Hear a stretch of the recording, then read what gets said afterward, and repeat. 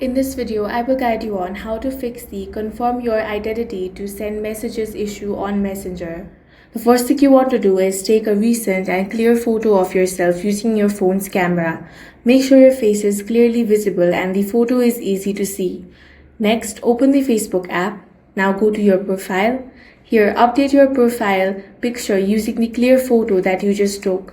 Once your profile picture has been updated, open the Messenger app.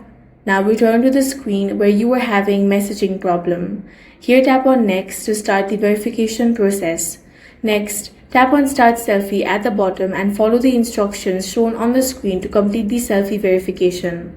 After the verification is finished, return to Messenger and try sending a message again. If the verification was successful, you should be able to send messages normally. That's all for this video. If you found it useful, make sure to hit the like button and subscribe for more videos like this.